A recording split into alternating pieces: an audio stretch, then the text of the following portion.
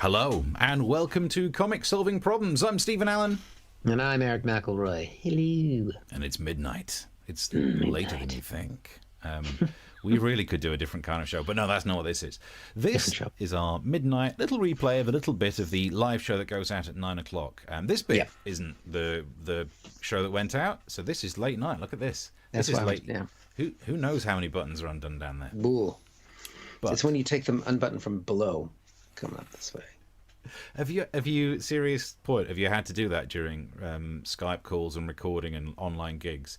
Because at my fattest during lockdown, self comfort eating, undoing up until about there, so the belly can be out down here. You still can't see it, but and then because it used to be kind of down there for dancing, up there for whatever, business, whatever. But now it just is just top of the ribs. As long as you look all right from the ribs up, belly out.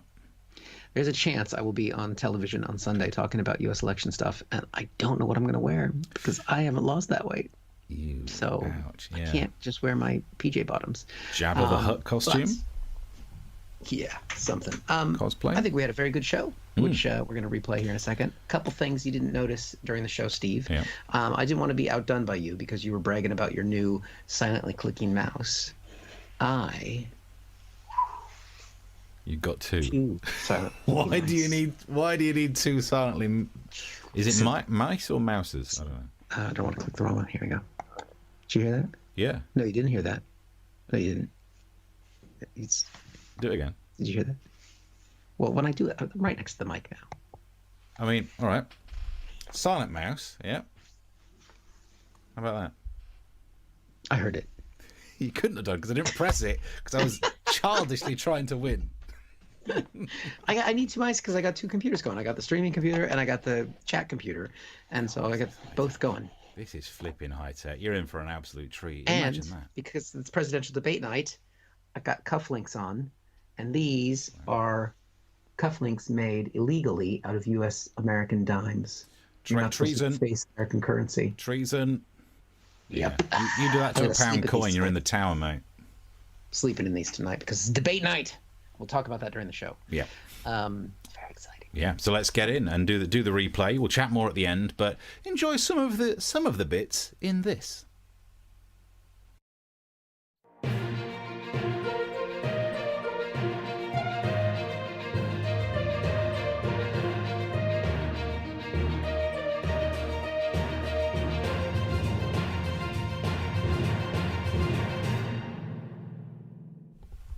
Hello and welcome to Comic Solving Problems. I'm Stephen Allen. And I'm Eric McElroy. Hello and welcome to episode 14 of series 2 of Comic Solving Problems. We're very excited to have you here. This is the show where myself and Mr. Steve, we solve pretty much all of the world's problems, I would say. Yeah, I mean, the hit rate, if you don't measure it, it's pretty good. Yeah, I mean, we've done about 50 of these, and the world's going great. So we're going to tear through some of the problems that we've seen in the world. Throughout the show, we are keeping an eye on various chats. So if you want to send us problems to solve, we're happy to try and tackle those as well. And also, this is a good thing to say at the beginning, Steve, is that if you're watching it on a social media platform of some sort, you can share it on Facebook so you can expand people that might see it. You can, I think, share on YouTube. You can ring a bell. You can retweet if you're on Twitter. You can just go outside your house and scream out loud that you're watching Comic Solving Problems. You might create your own problem if you do that, depending on where you live. But just say you're doing it for the NHS. Yeah, exactly. This is for the NHS. That's why we're here. And because nobody claps for them anymore. I mean, nobody claps for us anymore because we're essentially still pretty much unemployed. That's why we do this. But yeah, we're here. The YouTube link will go up every now and then throughout the show. I know we've got some people that purchase tickets in advance for that. Thank you. And if you do want to chuck us a drink at some point, please do, because this is our only hope. Yeah, I was saying on Twitter earlier today, this is now my main source of income. And given that things are going that badly, I'm still paying more tax than Donald Trump. Probably more on that later. Yeah, that's easy to do. Right, but I think to kick us off then properly with the first problem of the night, that is you, Steve. Yeah, the problem of the new rules / laws. Things are getting even tougher with the world of coronavirus lockdown. Don't get me wrong, look, I like rules. I'm an INTJ personality type in the Myers-Briggs thing, which that means, we've talked about this on the show before, I'm the kind of person who enjoys rules so much that I drive around car parks in the direction of the arrows because it makes sense. So, don't you just get to feel a little naughty when you go the wrong way? Systems require rules to work, Eric. I don't know why you get any joy from breaking those rules. I like rules. It's within my personality type to do that, so I'm, what's the word? Better than other people. And this means I love a rule. I'm loving rules. If I'm criticising rules, the rules might be a problem. Everyone should enjoy rules. I can give you an example of a good rule that actually is from your home nation of America that came in recently. Good one. Today, the MTA will vote on a new rule that really should have been an old one. It will ban defecating on the city's subways and buses and inside transit facilities. Wow. What? Didn't realise. Where are you supposed to defecate now? Oh, wow. That's ridiculous. Yeah, it's Nanny state gone mad. Maverick dumper over there. I would have presumed those rules are in everywhere, and because they've only just recently brought it in, I actually thought to myself, do we have the same rule over here? And by that, you've got to translate the language. I would mean the London Underground, not subway, because can you take a dump in a subway is a different question if you come to the UK. That would lead to situations like this. Ooh. There you go. That's a foot long. It's classy humour tonight. It's classy humour. They look so happy behind you. Yeah, they're not put off by it. They're used to it because it's a place where you are allowed to defecate. I'm not sure if we do have the rule on the London Underground, because I actually remember when I first moved to London, young naive Steve moved to London. I was on a tube after doing a gig, and there was me in one end of the carriage and a woman in the far end, and she just hitched herself just slightly off the seat and just wazzed all on the floor. And I was like, wow, this is welcome to London, Steve. And I thought, well, other end of the carriage doesn't bother me. And then the tube moved away from the station and all of the momentum just meant it zoomed down the carriage, like, lift your legs. So I don't know if it's illegal, but people definitely do it. So that's a good example of a good rule. But there are some rules to do with coronavirus that are so confusing. It's messy. It's convoluted. It even manages to befuddle our Prime Minister Boris Johnson, who's had to apologise for misspeaking about the new rules, which I am surprised by because he seems so together and with it. He seems like he's got his head screwed on, well, certainly recently, if not tightly.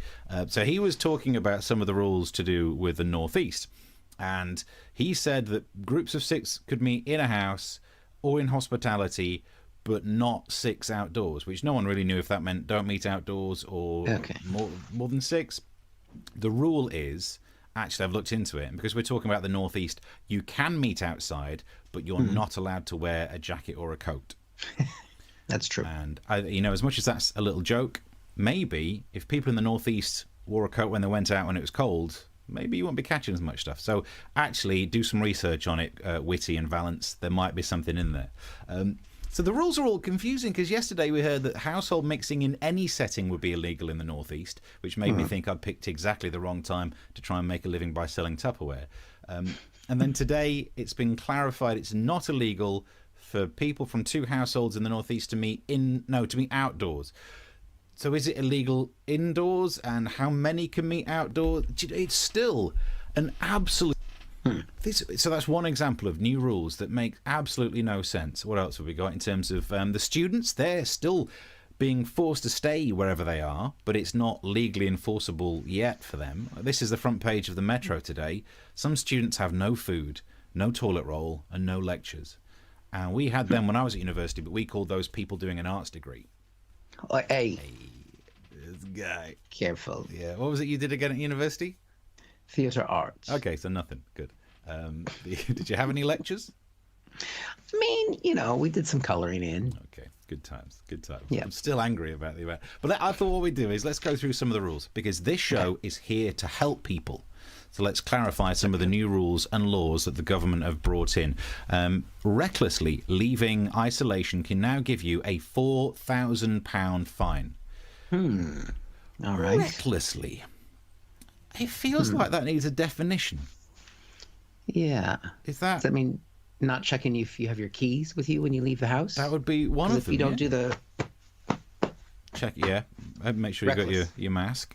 Yeah. Are you reckless if you leave the house and you're mainly paying more attention to your phone than where you're walking? Because I'd give them a £4,000 fine, and that is reckless. Yeah. Running with your eyes closed. That would definitely be a reason why you should get a fine, I guess. What a bizarre rule, though. Who defines reckless? Rule 2. Maliciously forcing someone into isolation will see you hit with a £1,000 fine. I'm a little bit worried about this. Okay. Because in like episode 7 or something, when we started to hear how it works, that if you get contacted by track and trace, anyone that you've been in contact with will be told to self-isolate. And I did this sketch.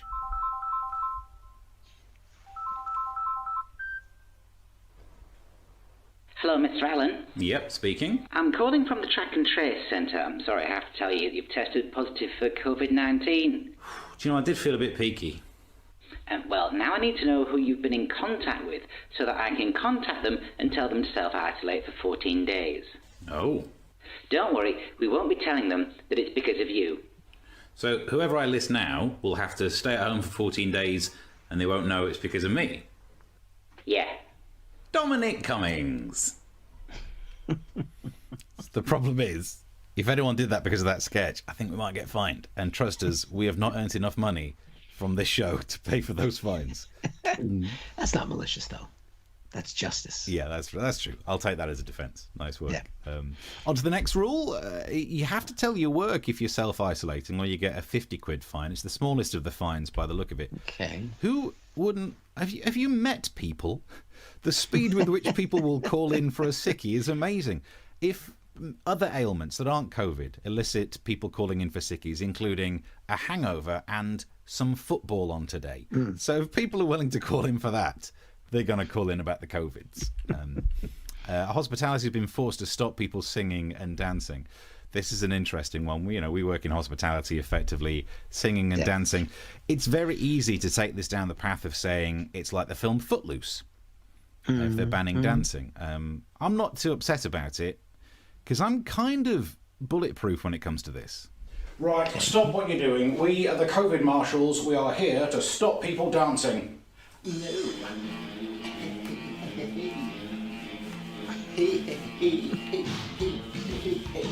Whatever that was, it's not dancing. You carry on, mate. Method dancing. There you Nice. go. They can't touch me for it. Was that with digital effects? Yeah, that's all snake hips. That's all I limbered up first. That's what that was. And the final rule I wanted to mention, just so we're all up to date, is this. I mean, this is the most pointless one. Some hospitality businesses are banned from playing music louder than 85 decibels. Why? Okay. Is that so you don't hear the virus sneak up on you? Does the volume activate it? I'm going to get in there and infect someone. The hell? Isabel. Do you know, I was going to look it up because there's normally things like, I think, is it 100 or something? Is like a pneumatic drill nearby, which some of the music sounds like that. It's terrible. And aeroplanes going off and stuff like that. But I don't understand what. Yeah, because it's the volume that really spreads the virus around. Well, because the speakers are using sound to vibrate, and the vibrations push the virus. It's science, Steve. I thought you'd understand that. It's because of all the 5G and the Bill Gates. It's all because of the Bill Gates. It's the Bill Gates. I understand what's going on there. Good. Well, I feel like I really know what's going on now. Thank you. Well, we gave it a go, didn't we? I mean, what an absolute mess. Some of the messages coming through then. Mark says, Steve, for Strictly 2021. Nice. Did you see those hips move? Yeah. I mean, if you get back on MASH Report, there's no reason why they shouldn't put you on Strictly. It's all under the desk on the MASH Report. That's why you don't see what the hips are doing. No. Yeah. You're peddling, though. You're peddling. What else have we got here? Theater arts. There's nothing wrong with theater arts. That is not the same as media studies. It's a real art. Media studies, Chris. Theatre arts. Yeah, hang on. So if you've studied theatre arts, does that mean you've done acting? So you should be doing all the method. I did method dancing tonight. Yeah. I can do, well, if we get to the Shakespeare level, I can do that. Okay. But we haven't quite gotten there yet. We're building toward that now. Right. Oh, look at that. I used to know what that meant. I can't remember anymore. 85 decibel, says Mark, is the same as a passing lorry. Oh. Well, if you got one of those in your gig, definitely a problem. It's a bit of drum and bass. What's the rule of the slide rule? Rule of the slide rule. That's what Paul's asking. I don't know. Is that something to do with adding logarithms together? Maybe. Messages in the little thing if you want. Let's have a look. We've got some ones we missed earlier on. Fight the Power, says Exquisite Tenderness. I think we are doing. I think this is the show. Yeah. Yeah. I mean, I don't fight the power going around a car park. I stick to the arrows because that way everything works. But other than that, I was thinking foot long before you said it. I bet you were, Mark. You that old man. Right. Only in America. Exquisite Tenderness is said here. Yeah. Well, that's because you've only just banned taking a dump on the subway. It makes no sense to me. How many times? Because people only bring in laws if those laws are required. How many times people have walked in, seen a dump, and like, is this legal? Have you been on the subway in America, in New York? By been, do you mean travelled or taken an enjoyable poo? Either way. No, I've never been either. Look, nor have I actually ever pooed on the London Underground. However, it is the only time that I would touch the handrail, because they always say always hold the handrail. Only if I'm squatting. I've been tempted to try and pee on the electric one just to see if there's arc. Would it come through? Look, I only know my science from Ren and Stimpy, but don't whiz on the electric fence. What have you been drinking like? Because does iron conduct electricity? Does iron? Yeah. Yeah. So if you were drinking Iron Brew and you were on the Glasgow Metro, yeah, and then you whizzed on the thing, it would make Itojo look like the kind of cigar that explodes in a cartoon. It'd be an electrifying experience. Let's just put it that way. Right. We caught up on various comments. Yeah, we'll do more messages, but keep them coming. We'll do more messages. Keep them coming through. Don't forget to subscribe. Do all those fun things. Right, Steve. This is actually a personal problem I'm going to bring to the show. We try and cover the world's news, but this is one that affects actually both you and I directly. What do you do when you cover a news story and then the New York Times comes along and steals? All the time. Yeah, all the time. Look, this was the headline on Sunday for the New York Times. Long concealed records show Trump's chronic losses and years of tax avoidance. And they got that big story by getting a hold of Trump's tax returns for the last 20-odd years. But you know what, Steve? If you remember, if you think back, we covered this back in June. We had a copy of Trump's tax returns, and we broke the story right here. Here's the evidence. This is an solving problems. Yeah. I have obtained a copy of the tax returns ahead of the court case. And I was able to get it because I just sent Trump a tweet, because he and I are Twitter buds. And I just said, look, it's only going to be broadcast in the UK. It's only going to be broadcast in Great Britain. And he said, that's fine, because Britain, you're not that great anymore. So he was more than happy to release the returns to you. Now, looking at these, I'm just going to highlight a few things. It's interesting looking at a billionaire's tax return, right? Because most of the figures on here are only in the millions. Which is strange. But actually, well, I say that on the official return, like where it's typed in, it's in $1 million levels. But then there's some zeros added with what looks like a crayon. It was a tiny crayon that was held by tiny little fingers. So don't know who did that. Now, we've known for a long time that in 1995, Trump lost $1 billion, right? He had one of the biggest tax write-offs of any American. But we've never known exactly what that loss was. And now we can see it, Steve. We can see that there was a $65 million loss for talking nicely to ugly people. Wow. You can write that off. There's also a $50 million tax credit for having children, which is why he has to keep getting married and having more children. More kids mean more tax breaks. Understandable, yeah. That's what these things are there for. He didn't take a deduction for health insurance costs. He just wrote in here, also in the same crayon, it just says fitter than Jesus. So, okay. Good, yeah. Whatever. There's a $98 million loss for hamster hair. Don't know what that's for. And lastly, there is a $5 donation to a charity. And then, wait, hold on. There's something next to it. It just says, it's in the crayon again. It says, don't do that again. Look at that. You broke it first. Steve. Satire. That's what that was. Those are the days. We somehow looked older back then. I know. This was pre my military haircut and then the beard. I've got more beard now. Anyway, those are the days. June. We've aged so much. Backwards. Yeah. So the big takeaway from the Times story when they stole it, I mean, they didn't even credit us, which is just shocking. That's why Donald Trump calls them fake news all the time. This was the big takeaway from the Times story. We've got it here, that Trump paid just $750 in federal income tax in, I think, 16 and 17, 2016. Just that's all he paid. You know, this big billionaire Donald Trump in federal taxes, $750. That's about 600 quid, maybe 550 pounds. I've got 2 kids and a dog, Steve. I sneeze and $750 comes out. That's all he paid towards the running of the federal government. Now, Trump, of course, has responded to these allegations with 2 things. One, he said that the whole thing is utterly fake news. It's not real. Okay? That is what he's established as a fact. He has also said that he's really smart for not paying any tax. So, it's real, but fake. Okay? Right. It's kind of like he did have sex with Stormy Daniels, but she faked her orgasms. I mean, that seems like spot on logic. I can't fault you for it. Yeah. So, Isn't it bizarre that he paid more to prostitutes than he did in tax? I mean, to be fair, if you got the option of an or in that sentence, which would you choose? HMRC, I She's feel... not by the way, she's not a prostitute. Stormy Daniels is a performance artist who studied theater. Study theatre. Okay. She's an actress. Okay. I don't know if she studied theater. She's a natural. I mean, not all of her is natural. Some of her is augmented, but that doesn't matter. He paid more to Stormy Daniels, though, than he did to America in tax. And wasn't there some detail on how much money he spent on hair care during the film? $70,000. $70,000 when he was filming The Apprentice. Yeah. I mean, to be fair, in our report, we said it was $1 million, so we exaggerated it a little. But yeah, but I mean, it's bloody close, really. I mean, if you look at his hair and you think that's a lot of money, right, to be spending on hair when the product looks like that at the end. And I read that and thought to myself, geez, I hope he kept the receipt. Of course he did. He's writing everything off as a flipping expense. Yeah, so, exactly. Imagine what it would look like, though, if he hadn't spent the $70,000. That's true.